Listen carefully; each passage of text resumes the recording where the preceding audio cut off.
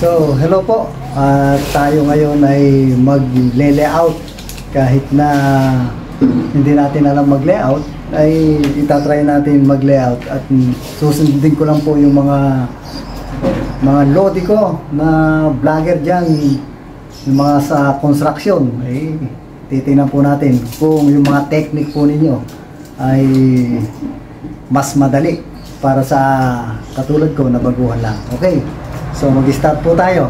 So dito muna kami sa gilid o poste. Tatry po natin lahat ng poste. Susukat po tayo ng 100 cm.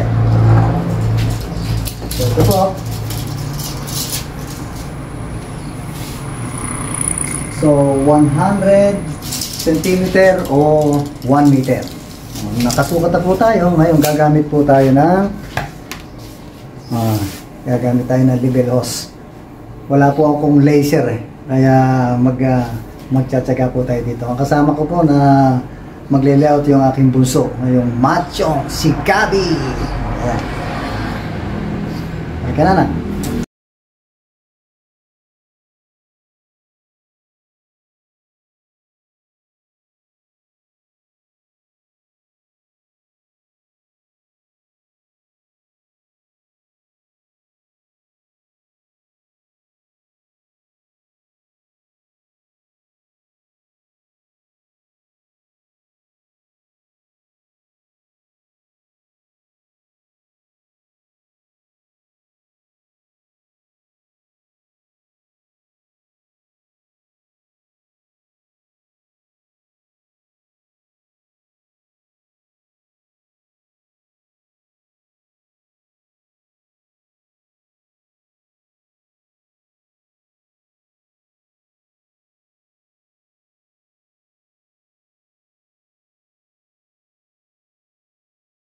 Kung napapansin nyo, nagtanggal na ako na ibang mga gamit dito. At nito ng aming sala, ang uumpisahan ko na mag-tiles. Pero bago tayo mag-tiles, ay a-applyan ko ito ng ABC tile adhesive para kumapit yung ating tiles. So manipis lang po ang mortar nito. At ang problema dito ay makinis siya, smooth. Kaya ngayon, pag na-applyan ko ito, bukas tayo magsisimulang mag-install ng tiles. So DIY lang po tayo. Disclaimer sa mga expert yan, marami po akong mga pagkukulang dito sa gagawin ko na ito. I-guide nyo po ako para doon sa tama at naayos. Pero ganun pa man ay lahat ng mga vlogger o YouTuber na mga sa construction ay napulot ko po itong mga technique na ito. Kaya, sige po, samahan nyo ako.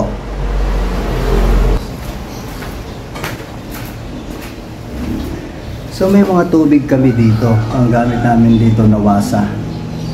At saka, meron din kaming galing sa poso o yung tinatawag na babaon sa lupa. Hindi ko gagamitin yung sanawasa. Meron kasing chlorine. Ang gagamitin ko itong galing sa ilalim ng lupa para tingnan natin kung mas maganda. Sabi nila, mas makapit daw yun.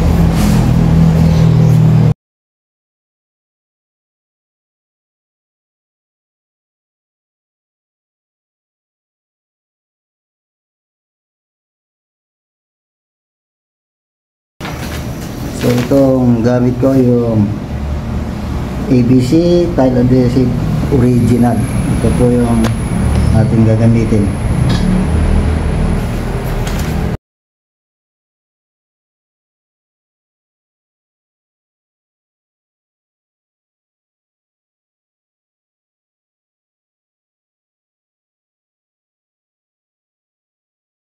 Actually, nagsimula na rin ako mag-DIY ng tiles sa taas, sa second floor. At maraming nagsasabi doon na dahil tabi kami kalsada ay mauga. Hindi daw possible at aangat lang daw itong tiles na ito. Pero dahil sa makapal ang mortar doon at ang ginamit ko doong procedure ay dry pack. Thanks God naman dahil halos mag 2 years na ako sa pagkakatapos noon, nakabalik na ako, ay ala naman nag-aangatan. Actually, Sabi ko nga, yun ang first time ko, kaya dito ay ito yung second time ko. Pero ang gagamitin lang natin, wala tayong buhangin, maliban sa ABC tiles lang, adhesive tiles lang ang gagamitin dito. Yun ang pinaka mortar niyan, dahil manipis lang po ang ilalagay kong mortar dito, dahil almost sagad na po sa pintuan. Yung magtitira lang po ako ng 5 mm na clearance sa ilalim ng pintuan. Sige.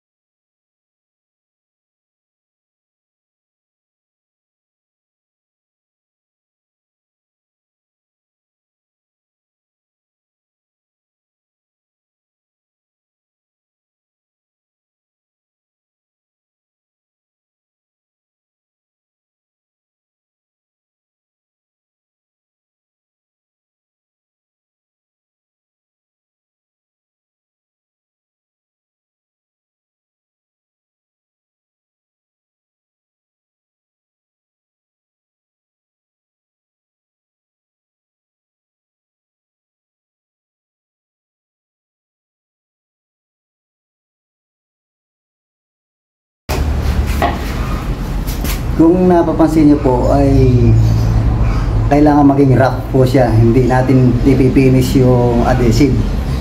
At the same time, para yun ang kakapitan ng ating tiles.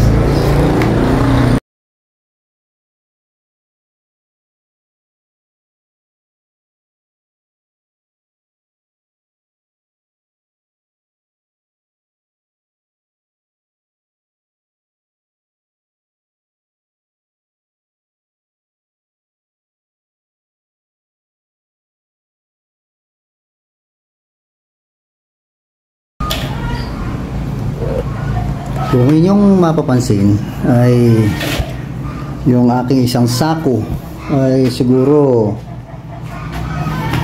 inabot po siya ng 3.5 by 3 yung 25 kilos. Kung mapapansin nyo, yan po yung aking pagkaka-random na coating dyan sa ating makinis, no?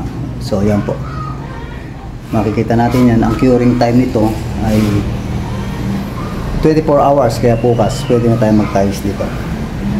So marami pa po yan. So itutuloy ko lang po ito.